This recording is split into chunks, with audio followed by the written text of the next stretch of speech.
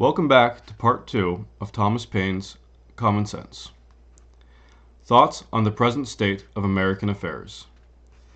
In the following pages, I offer nothing more than simple facts, plain arguments, and common sense, and have no preliminaries to settle with a reader than that he will divest himself of prejudice and prepossession, and suffer his reason and his feelings to determine for themselves that he will put on, or rather that he will not put off, the true character of a man, and generously enlarge his views beyond the present day. Volumes have been written on the subject of the struggle between England and America. Men of all ranks have embarked on the controversy, from different motives and with various designs, but all have been ineffectual, and the period of debate is closed. Arms, as the last resource, decide the contest. The appeal was the choice of the king, and the continent hath accepted the challenge. It hath been reported of the fate of the late Mr. Pelham, who though an able minister was not without his faults, that on his being attacked in the House of Commons, on the score that his measures were only of a temporary kind, replied, "They will last my time." Should a thought so fatal and unmanly possess the colonies in the present contest, the name of ancestors will be remembered by future generations with detestation. The sun never shined on a cause of greater worth. 'Tis not the affair of a city, a country, a province, or a kingdom, but of a continent, of at least 1/8 part of the habitable globe. 'Tis not the concern of a day, a year, or an age. Posterity are virtually involved in the contest, and will be more or less affected, even to the end of time, by the proceedings now. Now is the seed time of continental union, faith and honor. The least fracture now will be like a name engraved with the point of a pin on the tender ring of a young oak. The wound will enlarge with a tree, and posterity read it in full-grown characters.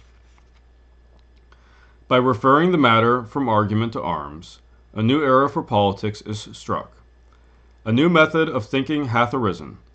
All plans, proposals, and prior to the 19th of April, i.e., to the commencement of hostilities, are like the almanacs of the last year, which, though proper then, are superseded and useless now. Whatever was advanced by the advocates on either side of the question then, terminated in one and the same point, viz., a union with Great Britain. The only difference between the parties was the method of effecting it, the one proposing force, the other friendship.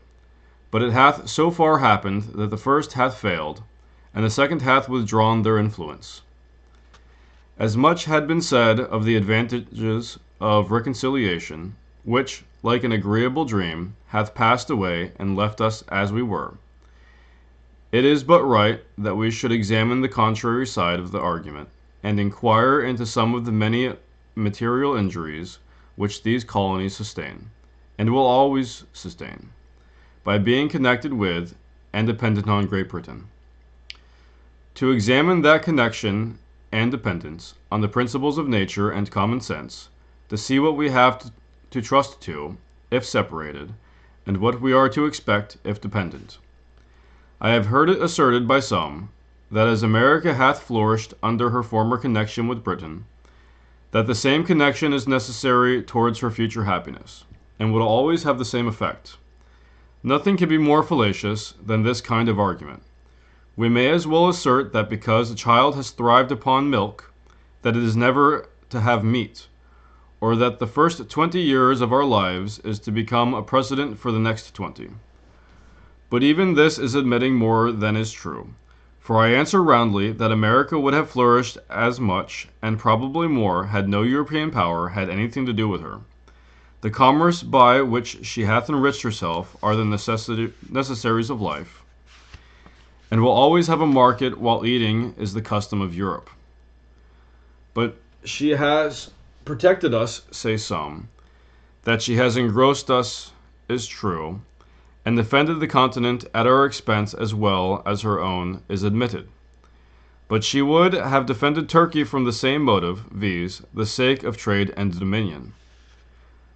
Alas, we have been long led away from ancient prejudices, and made large sacrifices to superstition.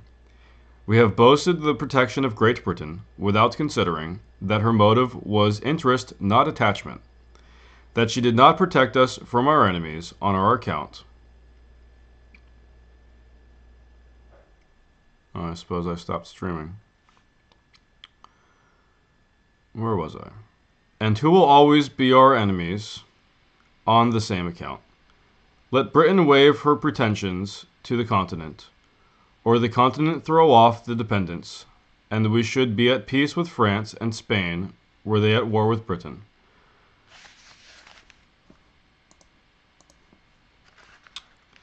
The miseries of Hanover's last war ought to warn us against connections. It has lately been asserted in Parliament that the colonies have no relation to each other but through the parent country, i.e., that Pennsylvania and the Jerseys, and so on for the rest, are sister colonies by the way of England. This is certainly a very roundabout way of proving relationship, but it is the nearest and only true way of providing enemyship, if I may so call it.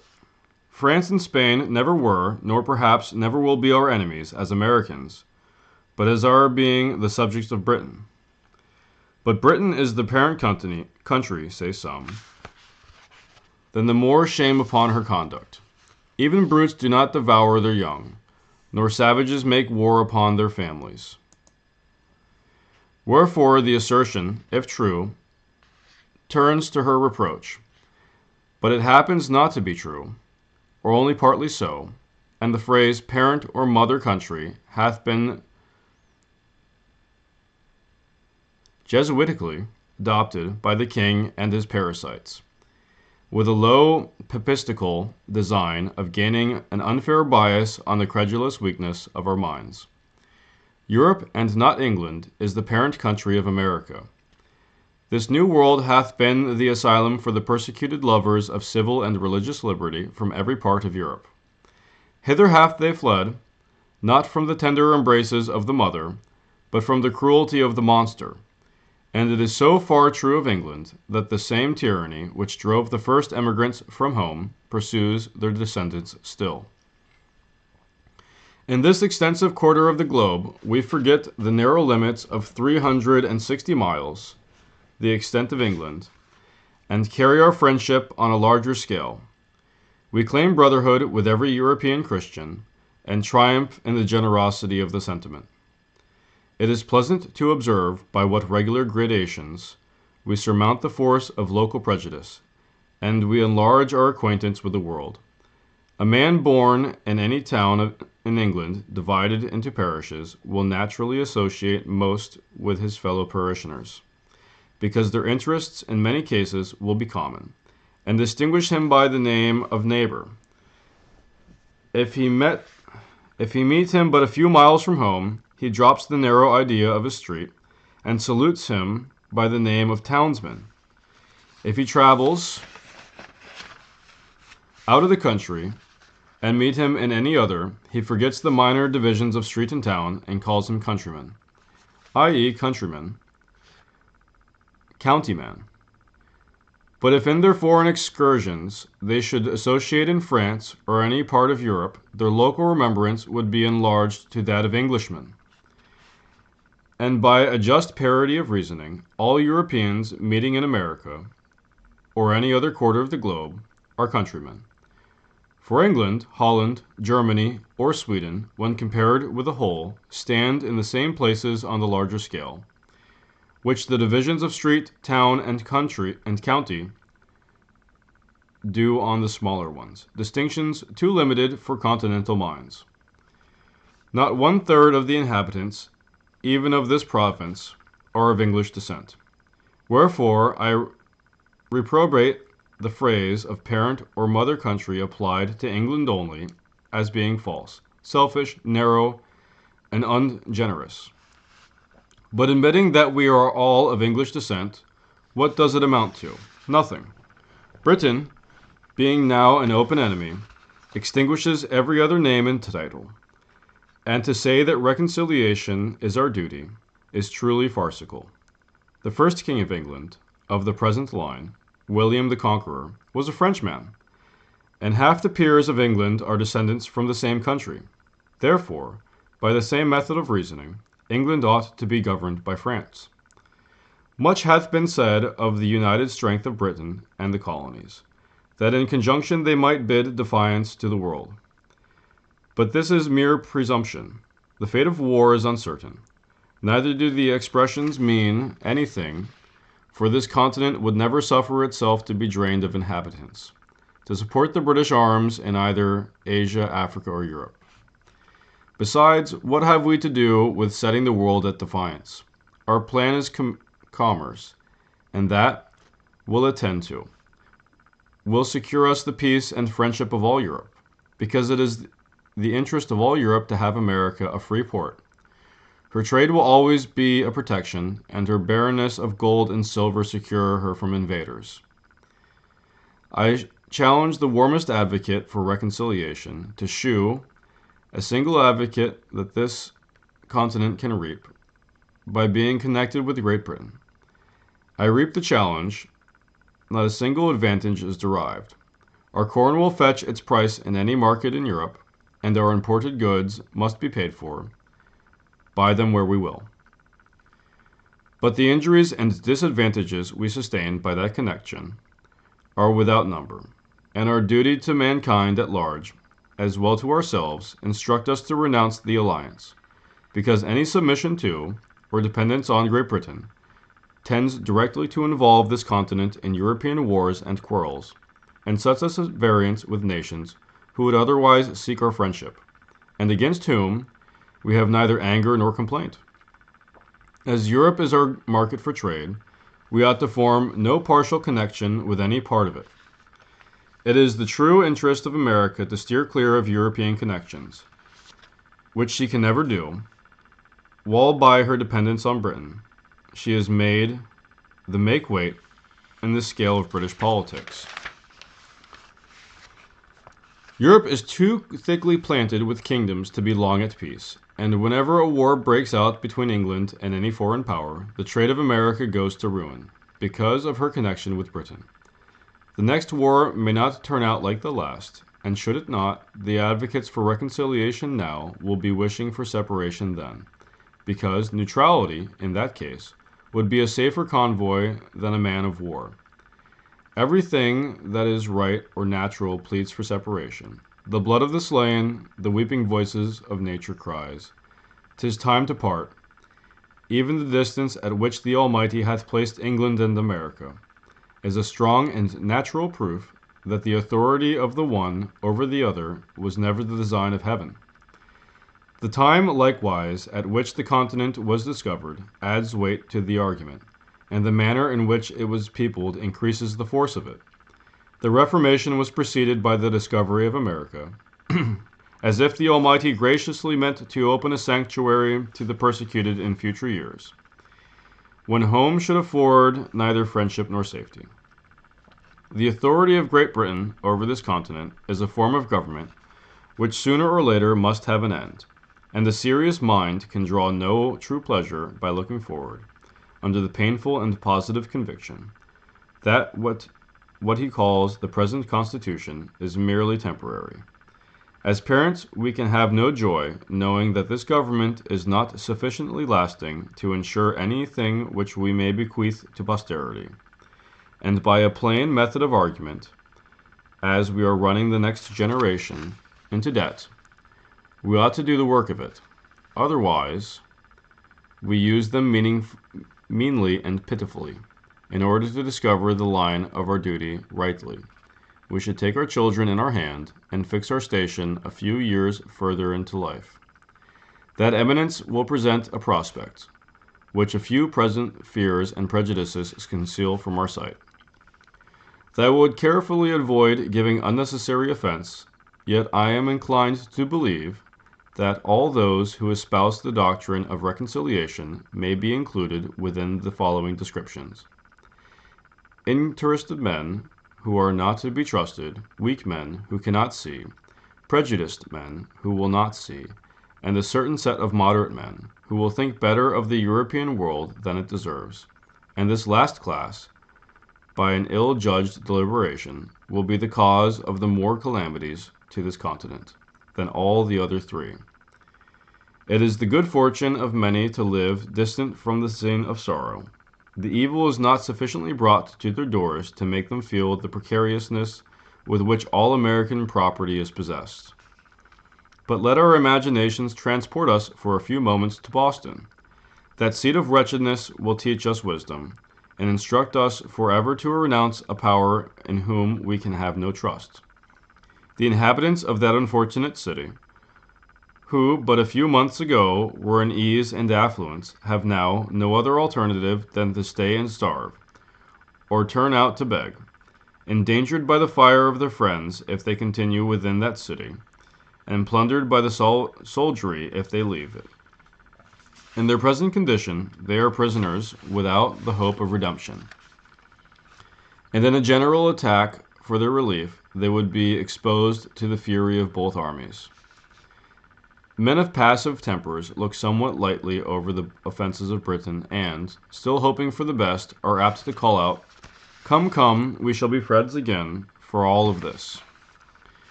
But examine the passions and feelings of mankind. Bring the doctrine of reconciliation to the touchstone of nature, and then tell me whether you can hereafter love, honor, and faithfully serve the power that hath carried fire and sword into your land. If you cannot do all these, then are you only deceiving yourselves, and by your delay bringing ruin upon posterity. Your future connection with Britain, whom you can neither love nor honor, will be forced and unnatural, and being formed only on the plan of present convenience, will in a little time fall into a relapse more wretched than the first. But if you say you can still pass the violations over, then I ask, hath your house been burnt? Hath your property been destroyed before your face? Are your wife and children destitute of a bed to lie on, or bread to live on? Have you lost a parent or a child by their hands, and yourself are ruined and wretched survivor? If you have not, then you are not a judge of those who have. But if you have, and still shake hands with the murderers, then you are unworthy of the name of husband, father, friend, or lover, and whatever may be your rank or title in life, you have the heart of a coward, and the spirit of a sycophant. This is not inflaming or exaggerating matters, but trying them by those feelings and affections which nature justifies, and without which we should be incapable of discharging the social duties of life, or enjoying the facilities of it. I mean not to exhibit horror for the purpose of provoking revenge, but to awaken us from fatal and unmanly slumbers, that we may pursue determinately some fixed object. It is not the power of Britain or of Europe to conquer America, if she do not conquer herself by delay and timidity. The present winter is worth an age of if rightly employed. But if lost or neglected, the whole continent will take part of the misfortune, and there is no punishment which that man will not deserve. For he who, or what, or where he will, that may be the means of sacrificing a season so precious and useful. It is repugnant to reason, to the universal order of things, to all examples from former ages, to suppose that this continent can no longer remain subject to any external power. The most sanguine in Britain does not think so. The utmost stretch of human wisdom cannot, at this time, compass a plan short of separation, which can promise the continent even a year's security. Reconciliation is now a fallacious dream. Nature hath deserted the connection, and art cannot supply her place. For, as Milton wisely expresses, never can true reconcilement grow where wounds of deadly hate have pierced so deep. Every quiet method for peace hath been ineffectual. Our prayers have been rejected with disdain, and only tended to convince us that nothing flatters vanity, or confirms obstinacy in kings more than repeated petitioning. And nothing hath contributed more than that very measure to make the kings of Europe absolute. Witness Denmark and Sweden. Wherefore, since nothing but blows will do, for God's sake, let us come to a final separation, and not leave the next generation to be cutting throats, under the violated unmeaning names of parent and child. To say they will never attempt it again is idle and visionary. We thought so at the repeal of the Stamp Act, yet a year or two undeceived us. As well may we suppose that nations, which have been once defeated, will never renew the quarrel. As to government matters, it is not in the power of Britain to do this continent justice. The business of it will soon be too weighty and intricate to be managed with any tolerable degree of convenience by a power so distant from us, and so very ignorant of us. For if they cannot conquer us, they cannot govern us.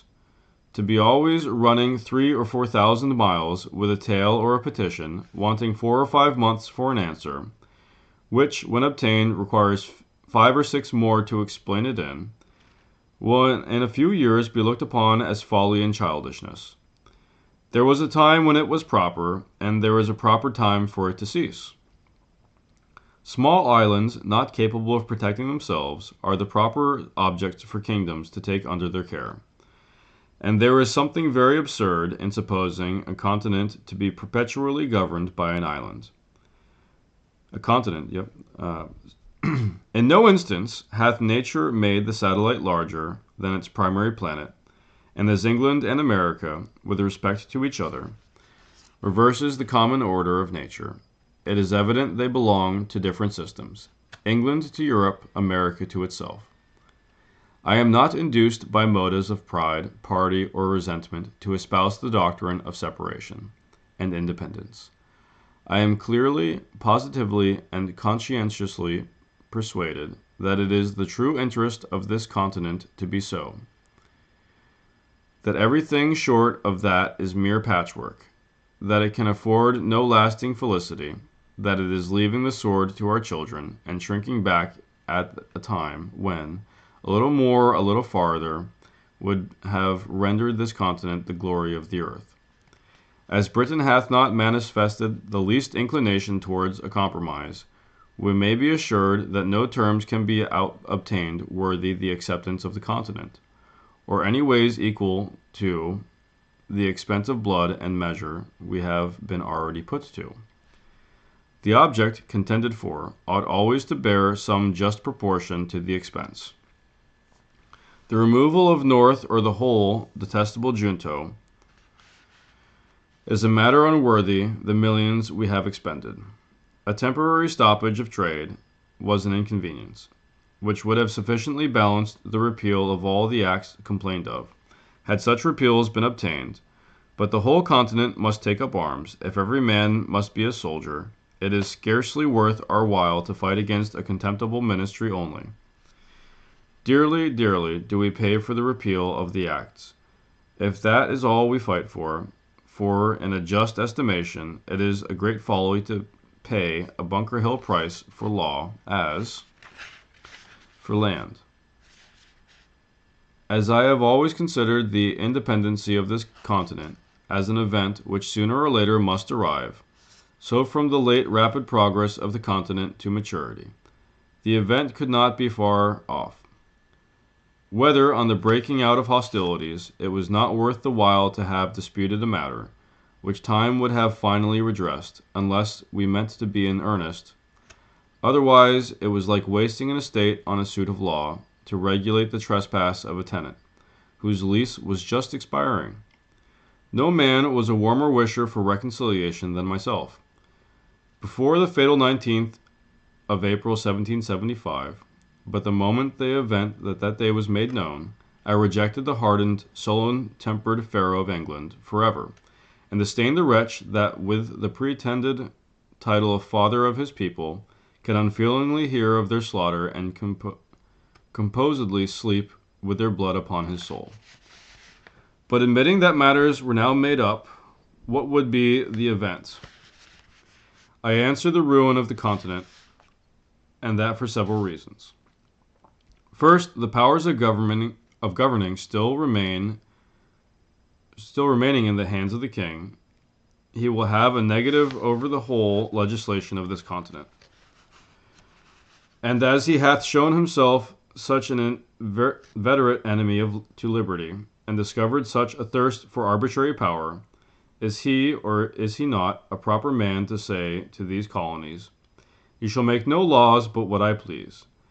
And is there any inhabitant in America so ignorant as not to know that according to what is called the present Constitution, that this continent can make no laws but what the king gives leave to?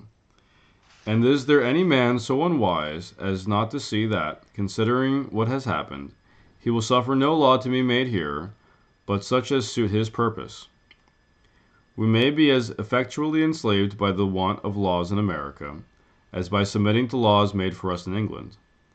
After matters are made up, as it is called, can there be any doubt but the whole power of the crown will be exerted to keep this continent as low and humble as possible? Instead of going forward, we shall go backward, or be perpetually quarreling or ridiculously petitioning. We are already greater than the king wishes us to be, and will he not hereafter endeavor to make us less? To bring the matter to one point, it is the power who is jealous of prosperity, a proper power to govern us.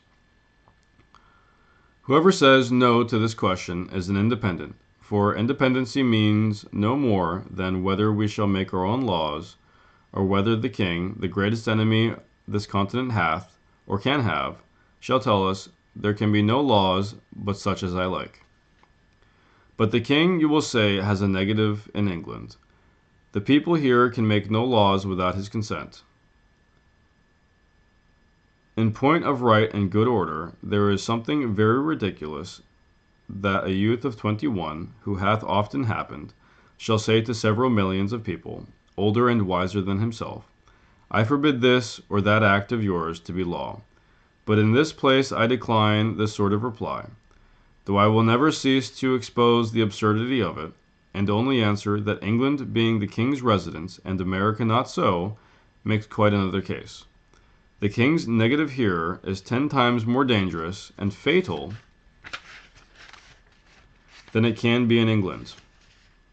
For there he will scarcely refuse his consent to a bill for putting England into as strong a state of defense as possible. And in America he would never suffer such a bill to be passed. America is only a secondary object in the system of British politics. England consults the good of this country no further than it answers her own purpose. Wherefore her own interests lead her to suppress the growth of ours in every case which doth not promote her advantage, or in the least interferes with it. A pretty state we should soon be under such a second-hand government, considering what has happened.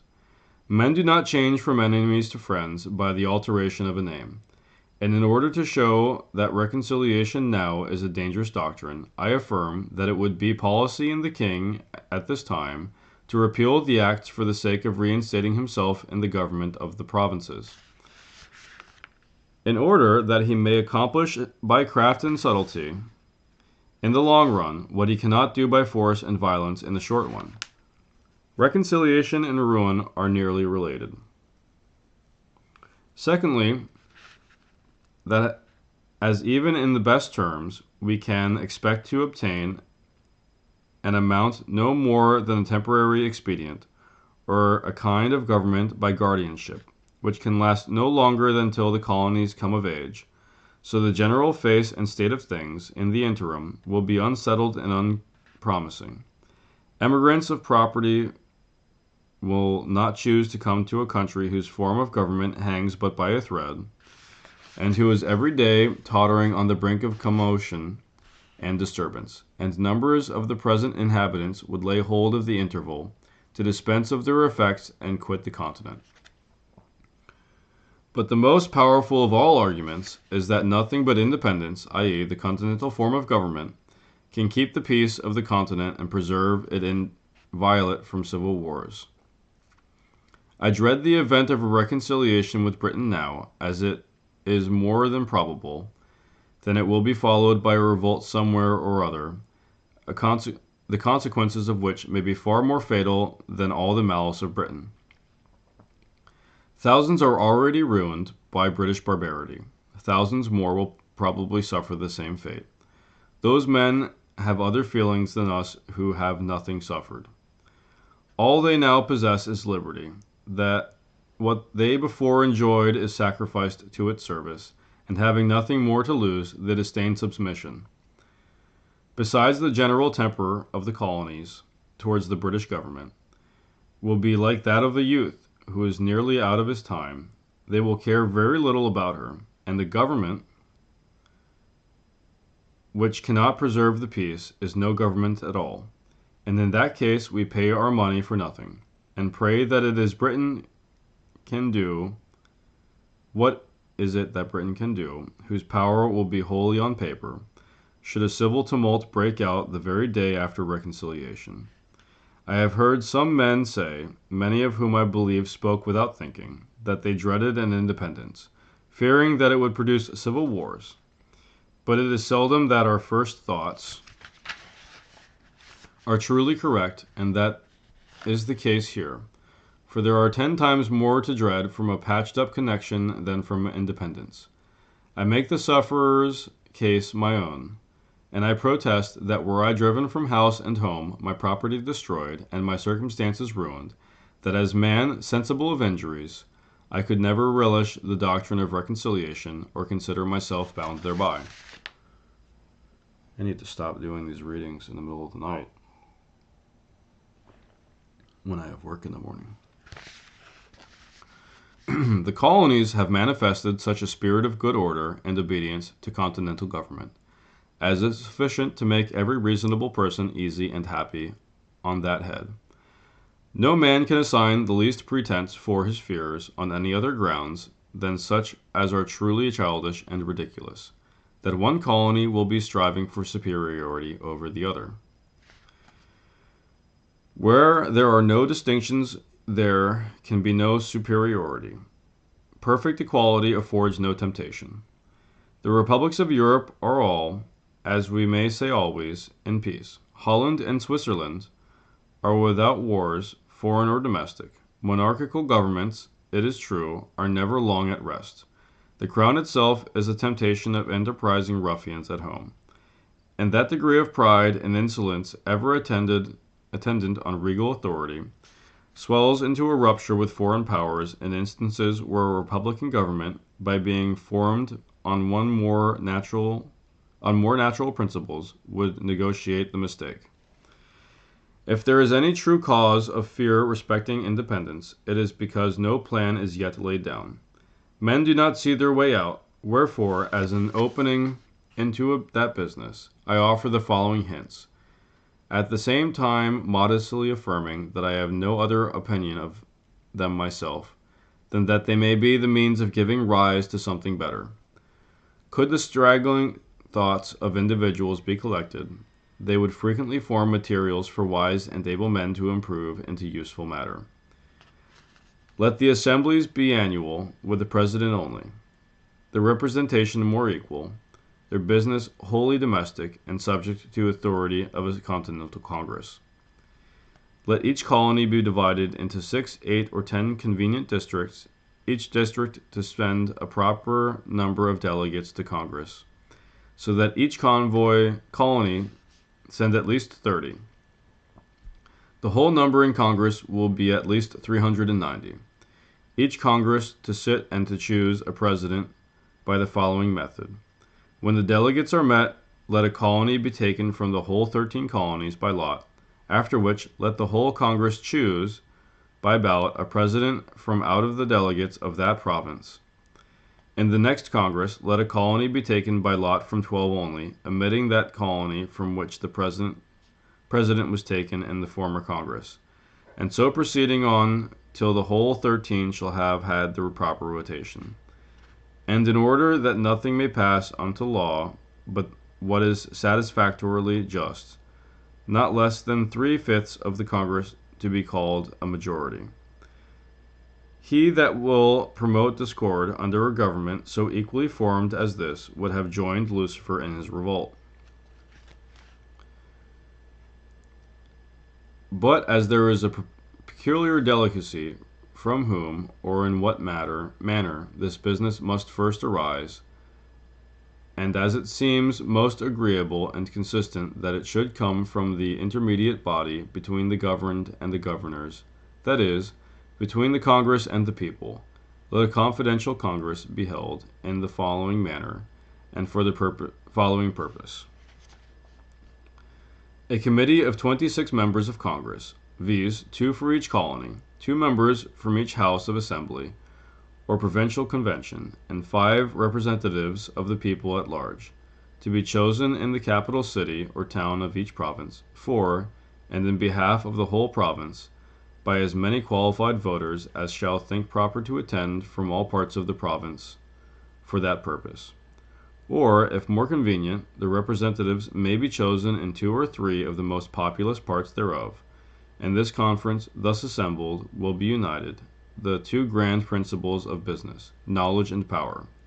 The members of Congress, assemblies, or conventions, by having had experience in national concerns, will be able and useful counselors, and the whole, being empowered by the people, will have a truly legal authority.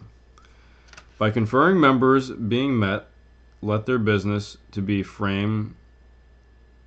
frame a continental charter, or charter of the United Colonies, answering to what is called the Magna Carta of England, fixing the number and manner of choosing members of Congress, members of Assembly, with their date and sitting, and drawing the line of business and jurisdiction between them, always remembering that our strength is continental, not provincial, securing freedom and property to all men, and, above all things, the free exercise of religion, according to the dictates of conscience, with such other matter as is necessary for the charter to contain.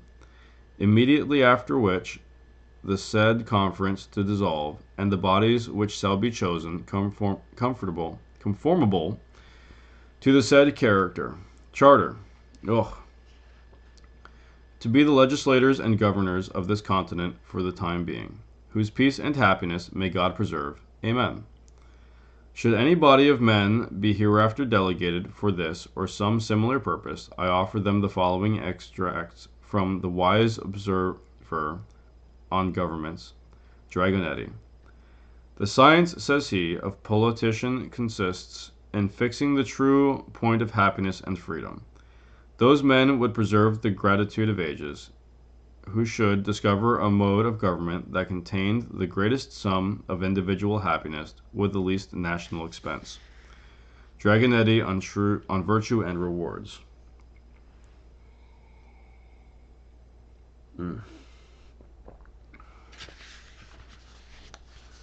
But where says some is the King of America? I'll tell you, friend, he reigns above, and doth not make havoc of mankind like the royal brute of Britain. Yet, that we may not appear to be defective even in earthly honors, let a day be solemnly set apart for proclaiming the charter. Let it be brought forth, placed on the divine law, the word of God. Let a crown be placed thereon, by which the world may know that so far as we approve of monarchy, that in America the law is king. For, as in absolute governments the king is law, so in free countries the law ought to be king, and there ought to be no other. But lest any ill should use afterwards rise, let the crown of the conclusion of the ceremony be demolished, and scattered among the people whose right it is. A government of our own is our natural right, and when a man seriously reflects on the precariousness of human affairs, he will become convinced that it is infinitely wiser and safer to form a constitution of our own in a cool, deliberate manner, while we have it in our power, than to trust such an interesting event to time and chance, and if we omit it now, some Massanello may hereafter arise, who, laying a hold of popular disquietudes, may collect together the desperate and the disconnected, and by assuming to themselves the powers of government, may sweep away the liberties of the continent like a deluge. Should the government of America return again to the hands of Britain, the tottering situation of things will be a temptation for some desperate adventurer to try his fortune. And in such a case, what relief can Britain give? Ere she could hear the news, the fatal business might be done, and ourselves suffering like the wretched Britons under the oppression of the conqueror. Yet that oppose ye that oppose independence, now ye know what ye do. Ye are opening a door to eternal tyranny by keeping vacant the seat of government. There are thousands and tens of thousands who would think it glorious to expel from the continent that barbarous and hellish power, which hath stirred up the Indians and Negroes to destroy us. The cruelty hath a double guilt, and it is dealing brutally with us, and treacherously by them. To talk of friendship with those in or whom our reason forbids us to have faith, and our affections wounded through 1,000 pores instruct us to detest, is madness and folly. Every day wears out that little remains of kindred between us and them, and can there be any reason to hope that as the relationship expires, the affection will increase, or that we shall agree better than we have 10 times more and greater concerns to quarrel over than ever? Yet that tells us of harmony and reconciliation. Can ye restore to us the time that is past? Can ye give to prosecution its former innocence? Neither can we reconcile Britain and America. The last cord now is broken, and the people of England are presenting addresses against us. There are injuries which nature cannot forgive. She would cease to be nature if she did. As well can the lover forgive the ravisher of his mistress, as the continent forgive the murderers of Britain. The Almighty hath implanted in us the unextinguishable feelings for good and wise purposes. They are the guardians of this image in our hearts. They distinguish us from the herd of common animals. The social compact would dissolve, and justice be extirpated the earth, or have only a casual existence here where we callous to the touches of affection. The robber and the murderer would often escape unpunished, did not the injuries which our tempers sustain provoke us into justice. O ye that love mankind, ye that dare oppose not only tyranny but the tyrant, stand forth. Every spot in the world is overrun with oppression. Freedom hath been hunted around the globe. Asia and Africa have long expelled her. Europe regards her like a stranger, and England hath given her warning to depart. O, receive the fugitive, and prepare in time an asylum for mankind. And since it is a few minutes to midnight, I think I'm going to call it there, even though we have 15 pages left in the book itself. But there is a healthy appendix of 20 pages itself, which I do wish to read. So I think in the interest of me being awake tomorrow for work, I will call it early for our reading, and we will have to put the remainder in part 3. Thank you for joining me. Have a good night.